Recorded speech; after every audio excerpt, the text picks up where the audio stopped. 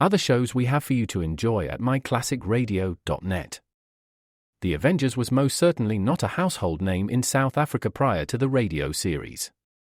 With no national television service until 1976, the mechanism simply was not present in the country to show television programs to mass audiences. While many other countries reveled in the filmed adventures of John Steed and company, South Africa was not equipped to join in the fun. The series took Britain by storm and made a major impression in the American markets, being that greatest of rarities, a British series given a network transmission slot. However, as a filmed series, rather than a videotaped one, The Avengers was able to gain a modicum of exposure in South Africa through film rentals. Come and listen at myclassicradio.net. Other shows we have for you to enjoy at myclassicradio.net. The Black Museum was a 1951 radio crime drama program independently produced by Harry Alan Towers and based on real-life cases from the files of Scotland Yard's Black Museum. Ira Marion was the scriptwriter, and music for the series was composed and conducted by Sidney Torch. Although often mistakenly cited as being produced for the BBC, the series was produced and syndicated commercially by Towers throughout the English-speaking world. Come and listen at myclassicradio.net.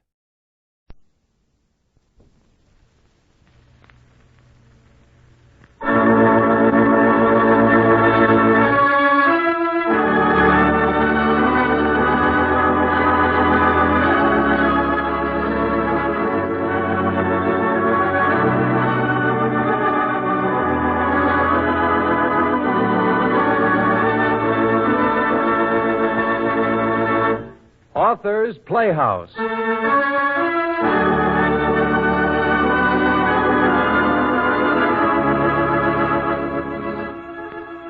Generally speaking, ghosts are, well, just plain spirits. Once in a blue moon, though, you'll run into a spirit who thrives on spirits. Tonight, Author's Playhouse presents Julius Fast's hilarious fantasy of a ghost with a talent for crime and a taste for John Barleycorn. My Friend Merton.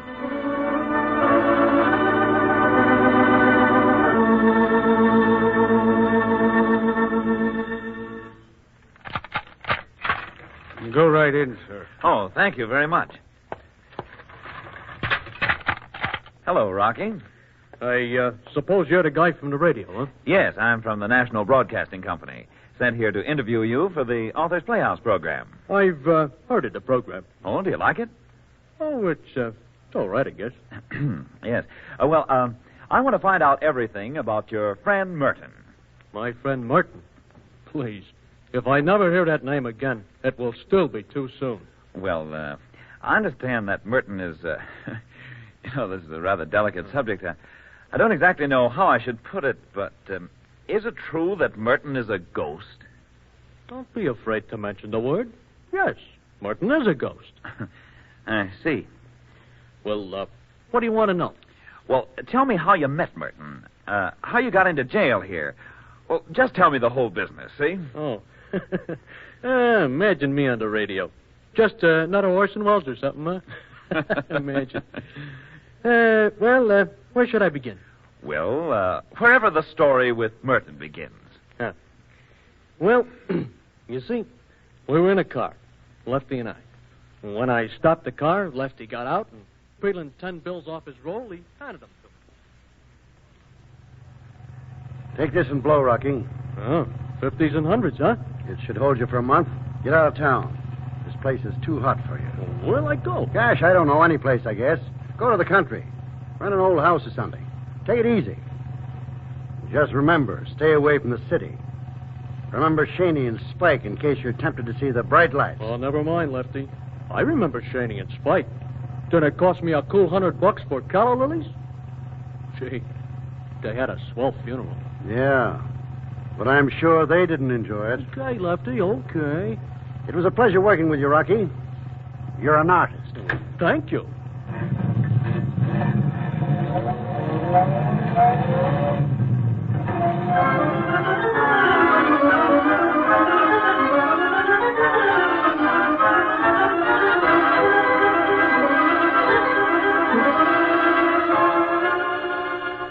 Well, I pushed out of the city and headed west. 4 days later, I hit Petersburg. It was raining to beat the band. I looked up the nearest real estate office and then leaned my elbow on the bell.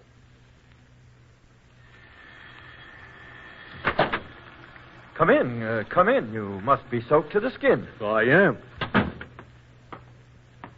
Let me take your hat and coat, will you?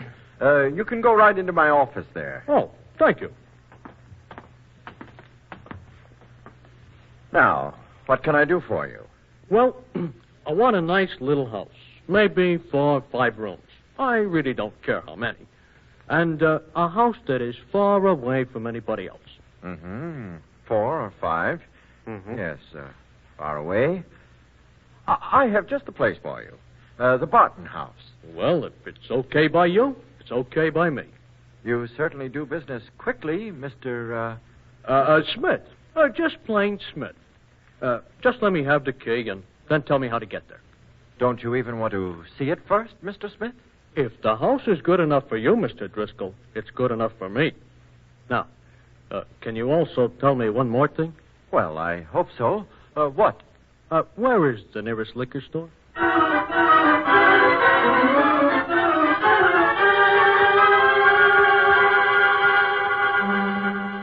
Uncertainly, Driscoll handed me the key and a written set of directions and pointed out a liquor store down the street. The last I saw Mr. Driscoll, he was shaking his head and holding the bill I gave him up to the light. Well, I picked up a week's supply of bologna and bread and a delicatessen, and then in a liquor store. Did you say a case of scotch? Yeah, a case of scotch. Just for yourself? Oh, no, I'm expecting some friends. See?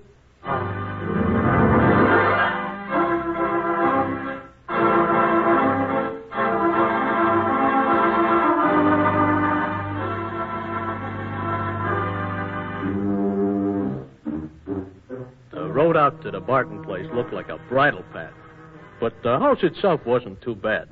It was a tight little brick job and had a built-in bar in the cellar, which interested me.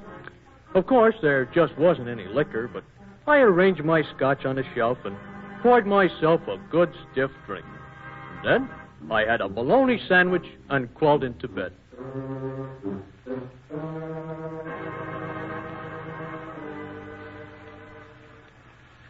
I woke up again about 4 o'clock in the morning, and it was still raining. I could hear the drops on the roof steadily. I liked the sound and tried to fall asleep again. But suddenly I had the feeling that something was wrong. I got out of bed, slipped into my bathrobe, and then I opened the bedroom door and looked downstairs. There was a light in the cellar. I slipped my gun into my bathrobe pocket and tiptoed downstairs. Some guy was sitting in front of the bar in a deep easy chair. He was waving a highball in one hand in time to the music. Of course, there was no doubt about it. He was drinking my scotch. Your fair face be... Okay, Bud, what's up? Boo. He turned around in his chair and squinted at me. It made me uneasy to realize that I could see through his face. I mean it. I could see right through it. He just wasn't, well, he wasn't solid. And waving one hand at me, he murmured again, Boo. "What are you doing here?" Boo. Boo. Okay. Stop the clowning. Now start talking. Would you mind mixing me a scotch and soda without the soda? Well, okay.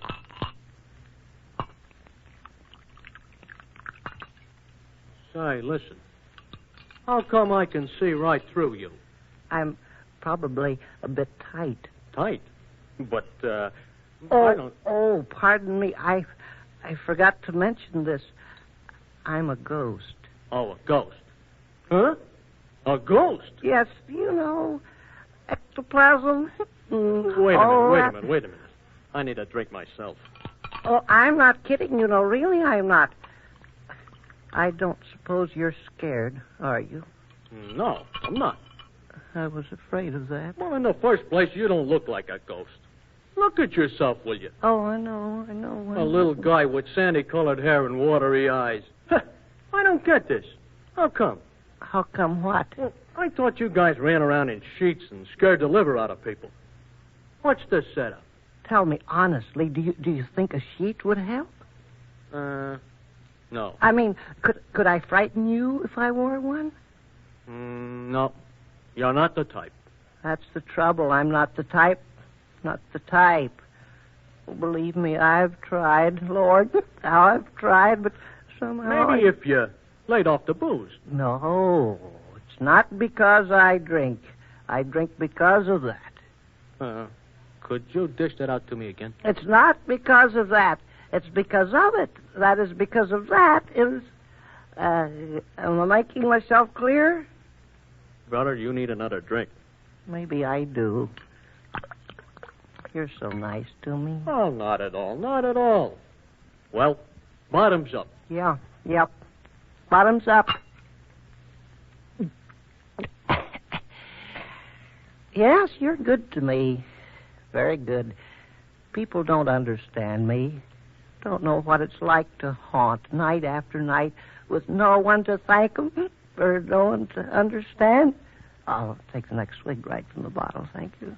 And it's not that I don't try. Lord knows I'm eager, but I just can't make a go of it. Sure. Wait, I'll get another bottle. Rocky? Yeah? What's your name, Rocky? Why, my name's Rock... Say, wait a minute. How'd you know my name? I guess I'm psychic. I can't help knowing things. Come again? Psychic. I read minds. Oh, yeah. I seen a guy do that at Coney Island once. Say, what else can you do? Lots of things.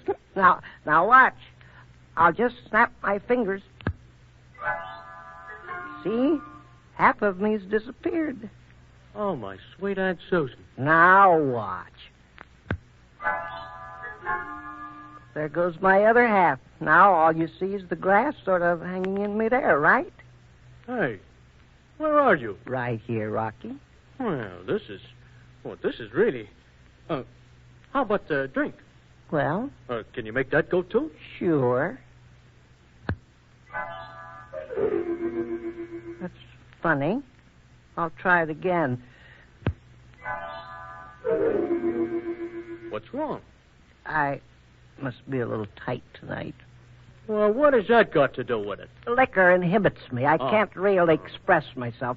But you'll see, when I'm sober, Rocky, I can make anything vanish. Anything? Yes. And bring it back later? Oh, how silly. Well, of course I can bring it back. Well, that's really something. Look, what's your name? Merton. Well, stick around, Merton. You and I got a lot in common. A lot in common. Here, have another swig. Thanks. I'll stick around, Rocky. Why, how wonderful. I'll haunt you. That's what I'll do. I'll haunt you. Won't that be fun, Rocky? Yeah, that'll be ducky. You haunt me, Merton, old boy, and will we have fun? Let's drink a toast, Merton. To you and me, partners.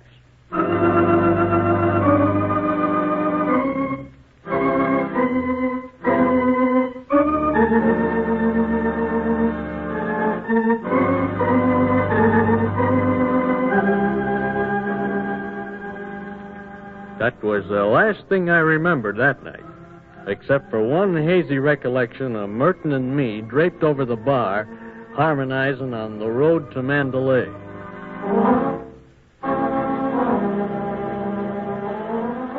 On the next morning, my head felt like a balloon caught in a hurricane. So I steadied myself with a good stiff scotch. And then I sat down to think things over. I didn't think too much about Merton. It made me feel uneasy. I just accepted him as he was. But what really kept me going was the possibility of Merton as a moneymaker. And the clearer my head became, the more ideas I got.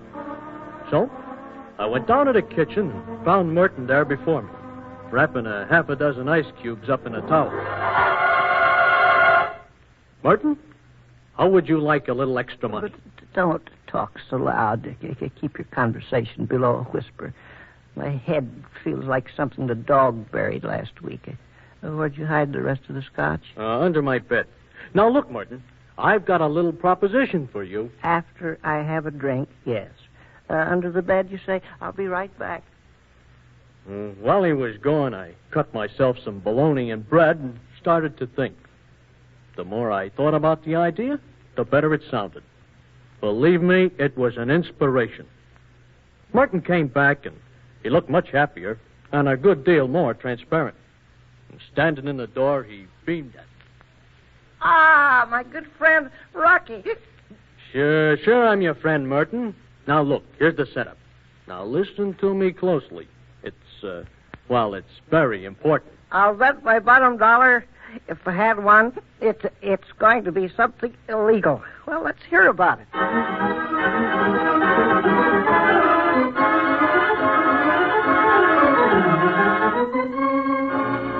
I explained the thing to him very carefully, waiting every 2 sentences for him to sample some more scotch. And then I pulled my car up in front of the house and started to get behind the wheel when Martin caught my arm. Let me drive, Rocky. No, you've had too much to drink, Martin. I'll drive. Rocky, if I'm not sober enough to drive a car, I'm not sober enough to rob a bank. For the love of Mike, why don't you use a public address system? Well? Okay. You can drive. But be careful, will you? Be careful.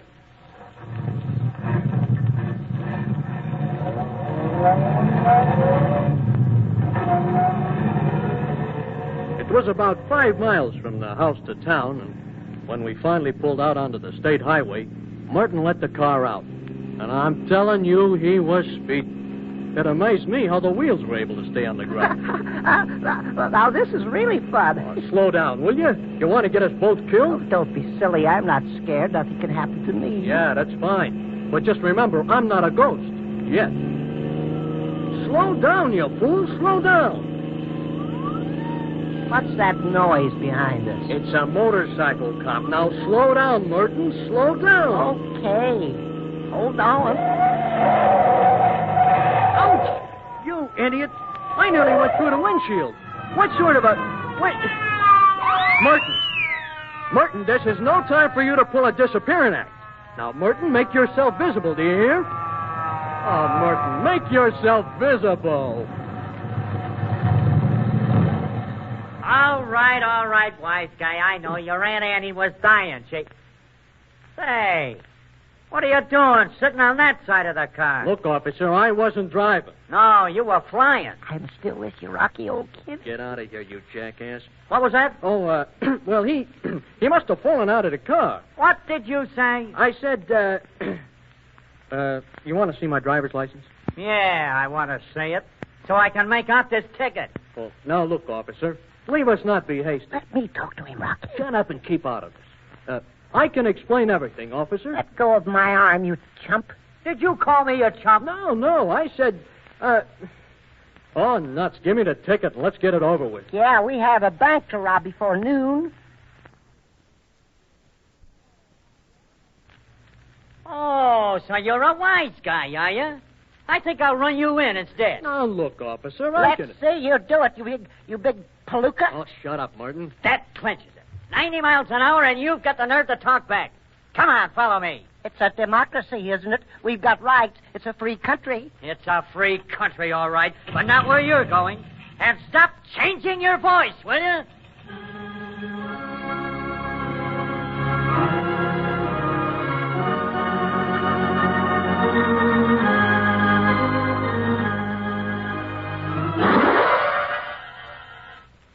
Young man, you've heard of speed limits, haven't you? Okay, Judge, cut the comedy. What's the fine? $50. That's fair enough. Here you are, Judge. And 30 days. Take 'em away.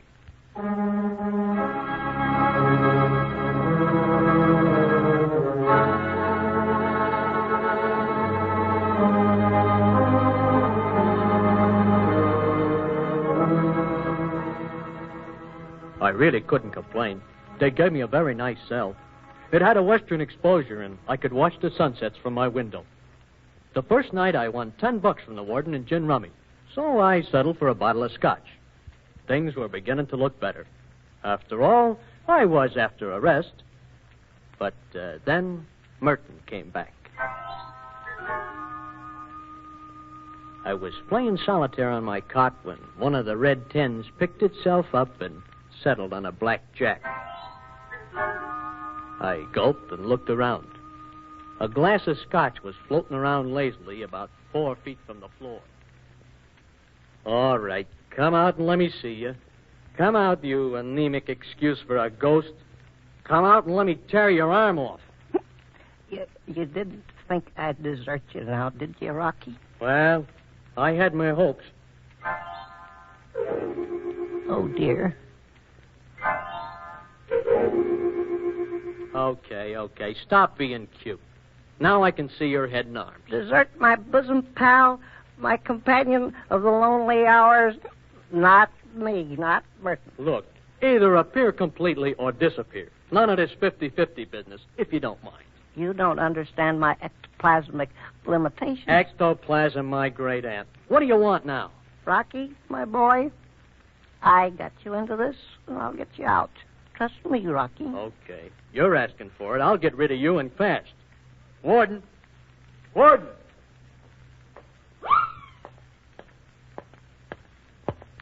No more gin rummy, Rocky. The judge doesn't like it. Look, will you please get that graveyard monstrosity out of here? Get that... Say, that's pretty good. That glass suspended in midair. Magic, huh? So, you're one of them amateur magician fellas, huh? No wonder my $10 went so fast. Well, you're not getting any more dough out of me. Now, was that nice, Rocky? And me trying to help you? Hey, are those the... They sure are. Well, let me have them. First, you've got to promise something. Okay. What? You're the first really friend I've ever had. Your hard exterior doesn't fool me a bit. Beneath that hard exterior beats the heart. Yeah. Next week, East Lynn. Now, what's the point? Let me haunt you always, and I'll give you the keys. Are you nuts? I'd rather be in jail. Then for a year? No. Well, I tried. Take the keys anyway. Now, don't feel so bad. I'll buy you a drink the moment we get out. Okay, Rocky. That's fair enough.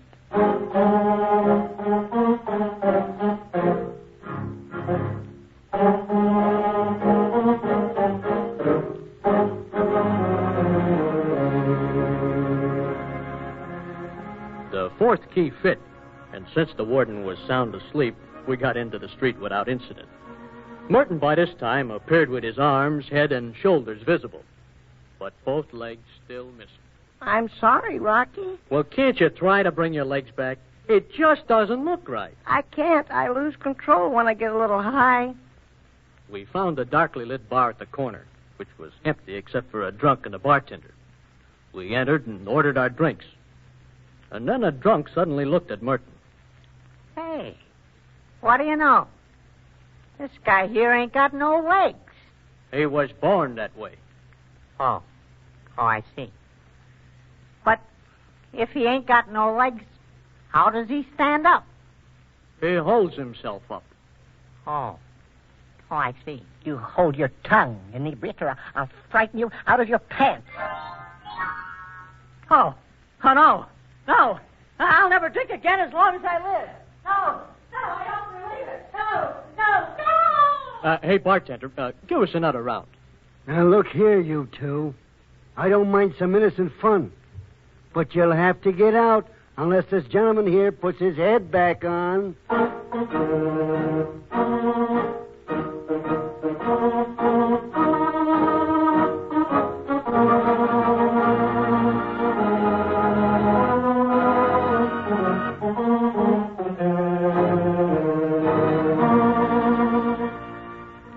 I finally managed to get Merton outside, and the night air seemed to sober him up. His head came back, and so did most of his legs. We hailed a passing taxi and got in. Where to, gents? You can drop me off at the graveyard. Ha! That's a good one. Shut up, Merton. Driver, you know where the bank is? The trust company? No, the savings bank. You want to go there? At this time of night? Well, I can't think of the address, and I'm going to the house right around the corner from the bank. Oh, I get you, Chief. You mean the banker's house, I guess.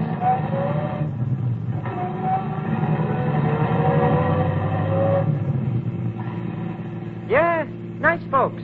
You know 'em? My son, Benny, he goes out with Roseanne. She's the youngest kid. Nice girl, but a little wild. Spare us the background. Just drive us there. Do I guess right, Rocky? Are you going to rob the B-A-N-K? Shut up, Merton. I think the driver heard you.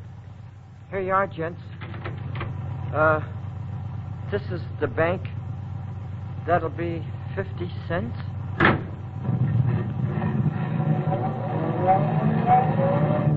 Now, look, Merton. That driver acted awful funny. I hope... well, you get inside the bank and do your stuff. But remember, you gotta make the money invisible. You get it? Sure.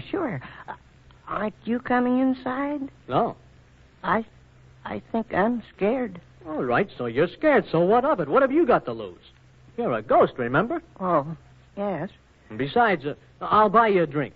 I'll buy you a case.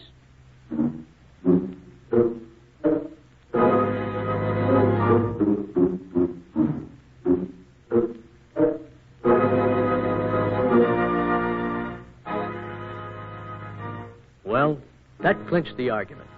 And Merton started up the steps. But before he reached the top, he just faded away into thin air. I lit a cigarette and leaned against a lamppost. And then a taxi pulled up to the curb, and it was the same driver who just dropped us. And a cop was sitting alongside of him. Hey, I want to talk to you. What are you doing here? Waiting for a friend, that's all. That's the guy, all right, officer. The same guy. Only he had a friend with him last time. Well, sure I did. That's the friend I'm waiting for, see? What's this about robbing a bank? Can a guy around this town crack a little joke? Well, I know it does sound screwy. But you can't be too careful, you know. Now, you see, everything would have been all right, except for one little thing. Just at that moment, Merton came down the steps. He materialized halfway down, his arms full of green banknotes. And some of them fell on the steps, and the others just blew all over the street.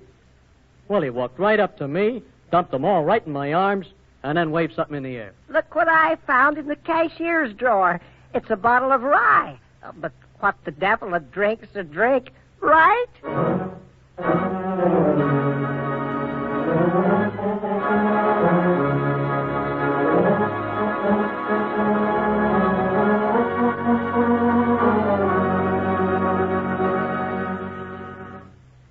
So, you see, Mr. Announcer, that's how the whole thing happened. This time, they gave me a cell with an eastern exposure, so I'm raising nasturtiums in a window box. You see, they need the morning sun. Yes, and, Merton. Have you seen him? Well, the warden claims that his whiskey evaporates faster than he can drink it. And nobody around here really can figure out what's happening to it. Have you got any ideas? Huh?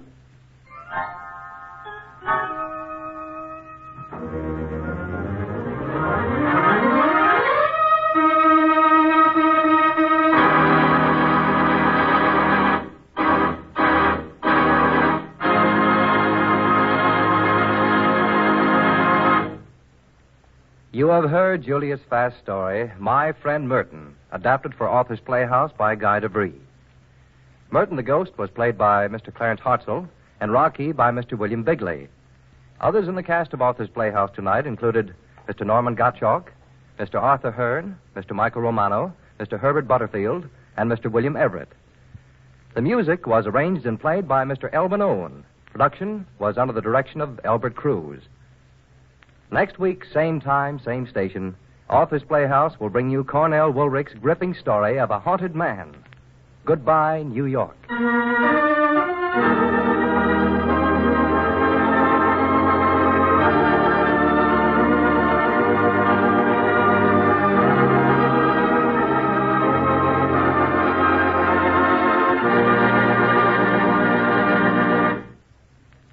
Arthur's Playhouse was heard in Canada through the facilities of the Canadian Broadcasting Corporation. This is the National Broadcasting Company.